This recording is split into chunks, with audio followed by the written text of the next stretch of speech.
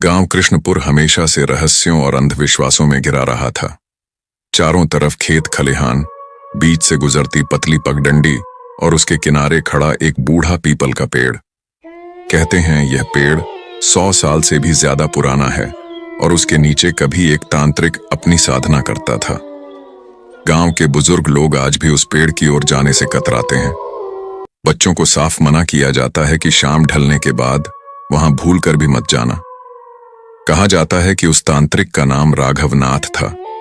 उसका चेहरा काला पड़ा रहता था, आंखें लाल और गालों पर गहरी झुर्रियां। वह दिन में बहुत कम दिखता था, लेकिन रात को अक्सर पीपल के नीचे बैठकर आग जला लेता और उसमें घी, धूप, कपूर डालकर मंत्रोच्चार करता। गांव वाले जब खेतों से लौटते तो दूर से उसकी परछाई आग की लपट्टों में हिलती हुई दिखती और उनके रोंगटे खड़े हो जाते। लोग मानते थे कि राघवनाथ आत्माओं से बात करता है। कई बार जब गांव में किसी के घर अकाल मृत्यु होती या मवेशी अचानक बीमार पड़ जाते तो लोग कहते, यह तांत्रिक का काम है, वह बलि मांगता है। धीरे धीरे गांव में उसके खिलाफ नफरत पनपने लगी। कहानी की असली शुरुआत तब हुई जब एक किसान की बेटी अचानक गायब हो गई। पूरी रात ढूंढने के बाद भी उसका कोई सुराग नहीं मिला। सुबह जब लोग पीपल के पास पहुंचे तो पेड़ के नीचे ताजा खून के धब्बे और लड़की का दुपट्टा पड़ा मिला। गांव भड़क उठा। सबको यकीन था कि यह राघवनाथ का ही काम है। गांव की पंचायत बैठी। लोग चिल्ला चिल्लाकर उसे अपराधी कहने लगे। कुछ ने कहा कि तांत्रिक को गांव से भगा दिया जाए, लेकिन कुछ ने जिद पकड़ी कि उसका अंत करना ही पड़ेगा। ऐसे आदमी को जिंदा रहने का हक नहीं। यह फैसला पंचायत ने कर दिया। उस शाम गांव के कुछ लोग लाठियां और रस्सियां लेकर उसके झोपड़े पर पहुंचे। राघवनाथ अकेला बैठा था। उन्होंने उसे बांध लिया और घसीटते हुए पीपल के पास ले आए। आग जलाई गई और सबने मिलकर उसे उसमें फेंक दिया। राघवनाथ तड़पने लगा। उसकी आंखें लाल हो उठीं और उसने चीख कर कहा, तुम सबको चैन नहीं मिलेगा। मेरी मौत व्यर्थ नहीं जाएगी। 7 पीढ़ियां मेरी आग में जलेंगी। हर जन्म में मैं लौटूंगा और तुम्हें ढूंढ निकालूंगा। उसकी चीखें रात भर गूंजती रहीं। लोग सोचते रहे कि अब गांव उस तांत्रिक के डर से मुक्त हो जाएगा, लेकिन असली डर तो अब शुरू होना था। कुछ ही दिनों में वही किसान जिसकी बेटी गायब हुई थी, उसके घर अजीब घटनाएं होने लगीं। रात को दीवारों पर जलते हाथों के निशान दिखने लगे। कुएं से बदबू आने लगी और उनके मवेशी बिना कारण मरने लगे। सबसे भयानक घटना तब हुई जब किसान का छोटा बेटा नींद में चीखते हुए उठा और बोला, जलने की गंध आ रही है, वो आदमी फिर से आया है। सुबह बच्चे का शरीर ठंडा पाया गया। गांव में दहशत फैल गई। लोग समझ गए कि राघवनाथ की आत्मा सच में लौट आई है। एक एक करके जिन घरों ने उस दिन तांत्रिक को मारने में हाथ लगाया था, उन सब पर कोई न कोई संकट आने लगा। किसी की पत्नी अचानक कुएं में गिरकर मर गई। किसी की बेटी पागल हो गई। साल बीतते गए, लेकिन राघवनाथ का शाप खत्म नहीं हुआ। लोग अब उस पेड़ के पास जाना तो दूर, उसकी तरफ देखना भी नहीं चाहते थे। गांव सुनसान सा हो गया। कहानी आगे बढ़ती है कई साल बाद, जब कृष्णपुर में नया जमाना आ चुका था। अब बिजली आ गई थी, सड़कें बन चुकी थीं। पुराने किस्से लोग मजाक में लेने लगे थे, लेकिन शाप वहीं जिंदा था। नायक की एंट्री यहीं होती है। उसका नाम अर्जुन है। शहर से पढ़ाई पूरी करके वह गांव लौटता है। अर्जुन का परिवार भी उन्हीं घरानों में से था जिन पर तांत्रिक ने शाप दिया था, लेकिन उसके माता पिता हमेशा इस बात को छिपाते रहे। अर्जुन को यह सब कहानियां बचपन से सुनाई गईं, मगर वह इन्हें अंधविश्वास मानता था। लेकिन लौटने के कुछ ही दिन बाद उसके घर में अजीब घटनाएं शुरू हो गईं। पहले तो रात को दरवाजे अपने आप खुल जाते, दीवारों पर काले धब्बे बनने लगे। फिर अचानक आईने में उसने देखा कि उसका चेहरा तो वही है, लेकिन पीछे एक जला हुआ आदमी खड़ा है जो घूर रहा है। अर्जुन का खून जम गया। उसने अपने पिता से पूछा तो उन्होंने घबराकर कहा, बेटा, तू इन बातों में मत पड़, ये सब बुरे सपने हैं। मगर मां की आंखों में छुपा डर साफ झलक रहा था। उस रात अर्जुन को नींद नहीं आई। आधी रात को उसे छत से आवाजें सुनाई दी, जैसे कोई भारी कदम रख रहा हो। जब वह देखने गया तो छत पर कोई नहीं था। लेकिन धूल में साफ साफ जले हुए पैरों के निशान पड़े थे। अगले ही दिन अर्जुन गांव के बुजुर्ग रामस्वरूप से मिलने गया। वह गांव का सबसे बूढ़ा आदमी था और तांत्रिक की घटना का गवाह भी। अर्जुन ने जब उनसे पूछा तो बूढ़े की आंखें भर आईं। कांपती आवाज में उसने कहा, बेटा, तेरा परिवार भी उस खून का हिस्सा है। तेरे दादा ने भी तांत्रिक को आग में धकेला था। तब से यह शाप हम सबका पीछा कर रहा है। हमने सोचा था कि पीढ़ियों के साथ ये खत्म हो जाएगा, लेकिन नहीं, वो आज भी जिंदा है। अर्जुन को अब यकीन हो गया था कि यह कोई भ्रम नहीं, बल्कि एक खौफनाक सच है। अर्जुन रात दिन बेचैन रहने लगा। घर में हर तरफ अजीब हरकतें होने लगी थीं। कभी बर्तनों के अपने आप गिरने की आवाज, कभी दीवार पर जलती लपटों की परछाई। उसकी मां अब बहुत डरने लगी थी। कई बार वह पूजा पाठ करने लगती, लेकिन जैसे ही दिया जलाती, अचानक हवा का तेज झोंका आता और दिया बुझ जाता। अर्जुन को लगता कि शायद ये सब उसका भ्रम है, लेकिन जब उसने खुद अपनी आंखों से देखा कि उसकी छोटी बहन नंदिनी के कमरे में रात को कोई जली हुई परछाई खड़ी है और नंदिनी नींद में बोल रही है, मुझे मत जलाओ, मुझे मत जलाओ, तो उसका डर सच में बदल गया। उसने ठान लिया कि इस रहस्य को जानना ही होगा। गांव में पुरानी हवेली थी जो सालों से वीरान पड़ी थी। लोग कहते थे कि वहीं पर तांत्रिक ने कभी अपनी साधना शुरू की थी। हवेली के दरवाजे जर्जर हो चुके थे और दीवारों पर काई जम गई थी। अर्जुन ने हिम्मत करके वहां जाने का फैसला किया। रात का समय था। हाथ में लालटेन लिए वह हवेली के भीतर दाखिल हुआ। जैसे ही उसने कदम रखा, उसके कानों में फुसफुसाहट सी सुनाई दी। आवाज आई, तुम्हें यहां नहीं आना चाहिए था। अर्जुन का दिल जोर से धड़कने लगा। उसने सोचा शायद हवा की आवाज होगी, लेकिन वह कदम आगे बढ़ाता रहा। अचानक उसे एक कमरे में पुरानी किताब मिली। किताब की जिल्द काली थी और उस पर लाल धागे से बंधे कई मंत्र लिखे हुए थे। उसने जैसे ही किताब खोली, उसके अंदर से धुएं का गुब्बार उठा और कमरे में एक जलता हुआ चेहरा उभर आया। वही चेहरा जिसे अर्जुन आईने में देख चुका था। चेहरे ने कहा, तुम्हारे खून का हिसाब अभी बाकी है। तुम्हारे पुरखों ने मुझे जलाया, अब मैं तुम्हें जलाकर ही शांत होऊंगा। अर्जुन किताब गिराकर बाहर भागा, लेकिन दरवाजा अपने आप बंद हो गया।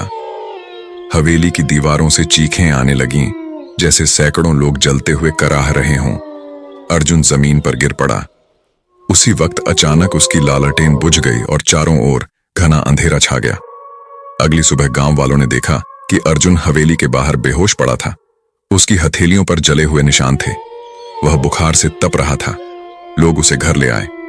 जब होश आया तो मां ने उसके पास बैठकर रोते हुए कहा, बेटा, हमने तुझसे सच छुपाया। हाँ, तेरे दादा भी उस रात थे जब राघव नाथ को जिंदा जलाया गया था। तभी से यह शाप हमारे घर पर मंडरा रहा है। कई बार तेरा चाचा रात में चीखते हुए उठता था, फिर एक दिन अचानक गायब हो गया। किसी को उसका शव भी नहीं मिला। अर्जुन अब समझ चुका था कि भागकर वह इस शाप से नहीं बच सकता। उसे इसका सामना करना ही पड़ेगा। वह फिर से बूढ़े रामस्वरूप के पास गया। उसने सब बताया। रामस्वरूप ने कांपते हुए कहा, इस शाप से छुटकारा आसान नहीं। जब राघव नाथ को जलाया गया था तब उसकी चिता पूरी तरह नहीं जली। उसका कुछ हिस्सा यहीं पीपल के नीचे दबा हुआ है। जब तक उसकी अधजली हड्डियां और राख पवित्र नदी में प्रवाहित नहीं होंगी, उसकी आत्मा चैन नहीं पाएगी। अर्जुन ने पूछा, तो क्या मैं यह कर सकता हूं? रामस्वरूप ने सिर हिलाया। हां, लेकिन सावधान रहना। वह आत्मा अब साधारण नहीं रही। वह शक्ति और प्रतिशोध से भरी है। तुझे रोकने के लिए वह सब कुछ करेगी। उस रात अर्जुन ने तय किया कि सुबह वह पीपल के पेड़ के नीचे जाकर उस जगह को खोदेगा। लेकिन जैसे ही वह कमरे में लौटा, उसकी बहन नंदिनी अचानक चीखते हुए उठी। उसकी आंखें लाल थीं और उसकी आवाज बदल गई थी। वह वही शब्द बोल रही थी जो तांत्रिक की आत्मा ने कहे थे, तुम मुझे चैन से नहीं सोने दोगे तो मैं भी तुम्हें चैन से नहीं जीने दूंगा। अर्जुन ने बहन को पकड़ा, लेकिन उसके शरीर में असाधारण ताकत थी। वह उसे धक्का देकर दीवार से भिड़ा देती है। उसकी मां डर से बेहोश हो जाती है। अर्जुन किसी तरह बहन को संभालता है और जैसे ही वह मंत्र दोहराना बंद करती है, वह जमीन पर गिरकर होश खो देती है। अर्जुन अब पूरी तरह यकीन कर चुका था कि उसकी बहन पर तांत्रिक का साया हो गया है। अगर उसने जल्दी कुछ नहीं किया तो पूरा परिवार तबाह हो जाएगा। सुबह होते ही वह फावड़ा लेकर पीपल के पास पहुंचा। गांव सुनसान था। लोग दूर से उसे देखते रहे, लेकिन कोई पास आने की हिम्मत नहीं कर रहा था। अर्जुन ने मिट्टी खोदना शुरू किया। थोड़ी ही देर में उसे राख और अधजली हड्डियां मिली, लेकिन जैसे ही उसने उन्हें हाथ में उठाया, अचानक चारों तरफ हवाएं चलने लगीं। आकाश काला पड़ गया और पेड़ से वहीं जलता हुआ चेहरा निकल आया। तुम्हारी हिम्मत कैसे हुई मेरी राख को छूने की? आवाज गूंजी। पेड़ की जड़ों से काले धुएं की लपटें उठीं और अर्जुन को जकड़ने लगीं। उसके शरीर पर जलन होने लगी। वह जमीन पर गिरते हुए चीखा, लेकिन उसने राख को सीने से कसकर पकड़े रखा। उसे याद था कि जब तक वह इसे नदी तक नहीं ले जाएगा, आत्मा शांत नहीं होगी। अर्जुन राख को सीने से लगाए जमीन पर गिर पड़ा था। काले धुएं की लपटें उसके पूरे शरीर को घेर रही थीं। आंखों के सामने सब धुंधला धुंधला दिखने लगा। तभी अचानक उसे अपने दादा की कही एक पुरानी बात याद आई। कभी भी डर के सामने मत झुकना, वरना वह तुझे निगल जाएगा। उसने पूरी ताकत जुटाई और राख को कसकर पकड़ते हुए जोर से चिल्लाया, मैं तेरा अंत करूंगा। अचानक उसके हाथों से एक तेज रोशनी फूटी। धुएं की पकड़ थोड़ी ढीली हो गई। अर्जुन किसी तरह भागता हुआ राख को लेकर घर पहुंचा, लेकिन घर पहुंचते ही उसने देखा कि उसकी बहन नंदिनी फिर से तांत्रिक के वश में है। उसकी आंखें पूरी तरह लाल हो चुकी थीं और वह कमरे के बीच खड़ी होकर वहीं जलते मंत्र बोल रही थी। दीवारों पर आग जैसी लपटें बन रही थीं। मां दरवाजे पर बेहोश पड़ी थी। अर्जुन समझ गया कि तांत्रिक उसकी राख को छुड़वाना चाहता है। उसने बहन की ओर बढ़कर जोर से कहा, तू मेरी बहन है, उठ नंदिनी, इस प्रेत को तुझ पर हक नहीं। नंदिनी चीख पड़ी। उसकी आवाज अब औरत की नहीं, बल्कि वही तांत्रिक की भारी आवाज थी। तेरे पुरखों ने मुझे जलाया, अब मैं तुम्हारी रग रग जलाऊंगा। अचानक उसने अर्जुन पर झपट्टा मारा। अर्जुन जमीन पर गिरते गिरते राख को कसकर पकड़ लेता है। उसी समय कमरे की खिड़कियां अपने आप खुल गईं और अंदर तेज आंधी घुस गई। सब बर्तन फर्नीचर उड़ने लगे।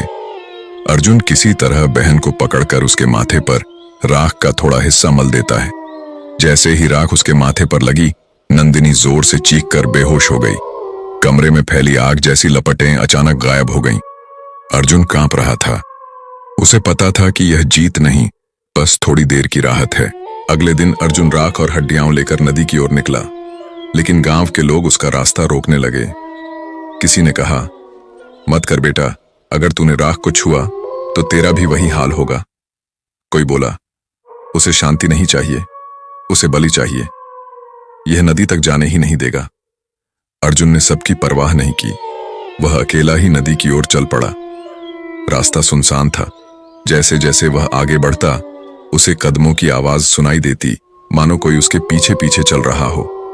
वह मुड़कर देखता, पर वहां कोई नहीं होता।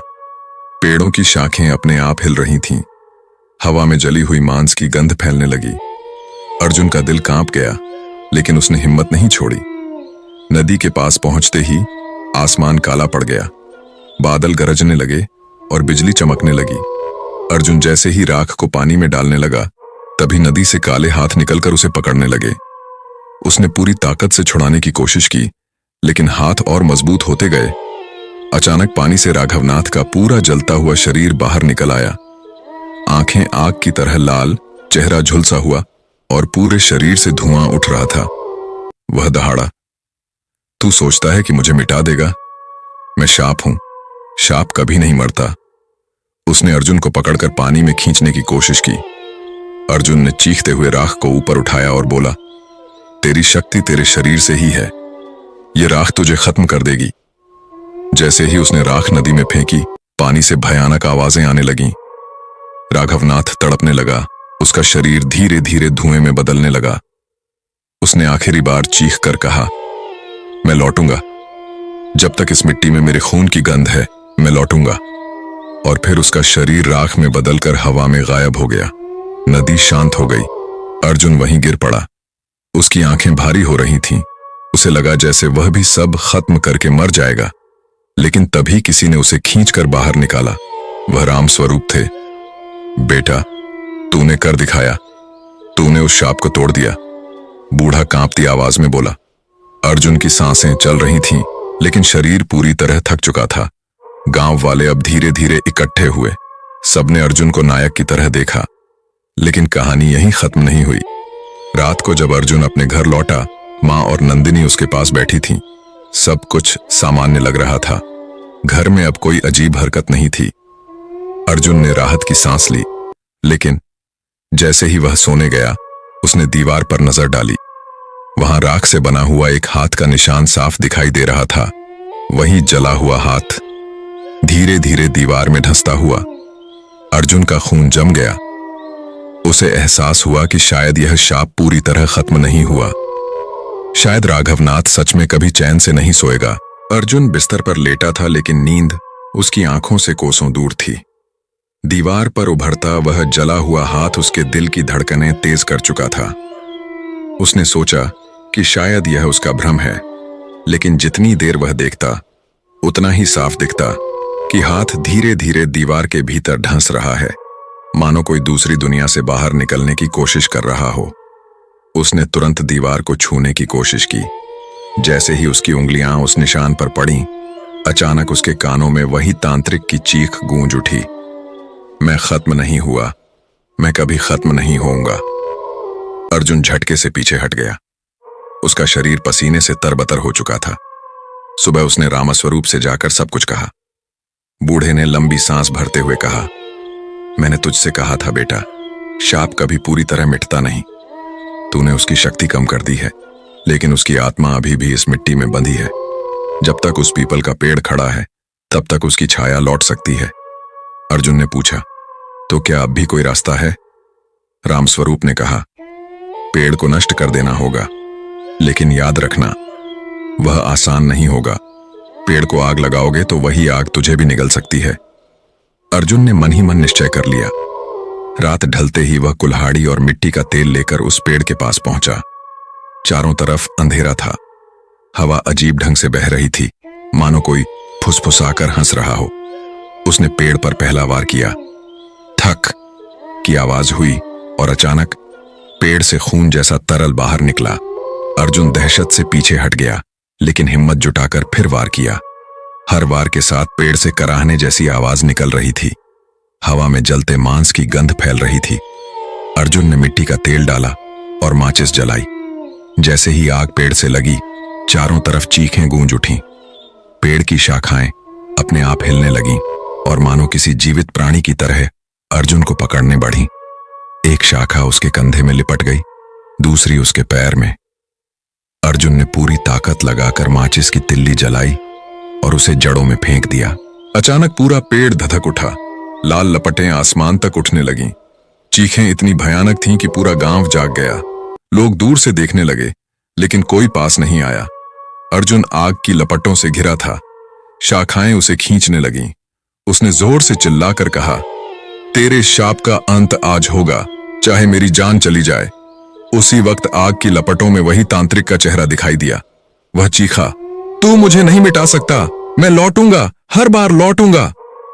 अर्जुन ने आंखें बंद कीं और पूरी ताकत से खुद को शाखाओं से छुड़ाकर पेड़ से दूर फेंक दिया। उसी समय पेड़ पूरी तरह जलकर राख में बदल गया। चारों तरफ सन्नाटा छा गया। लपटें धीरे धीरे बुझ गईं। गांव वाले दौड़कर आए। अर्जुन बेहोश पड़ा था, लेकिन जिंदा था।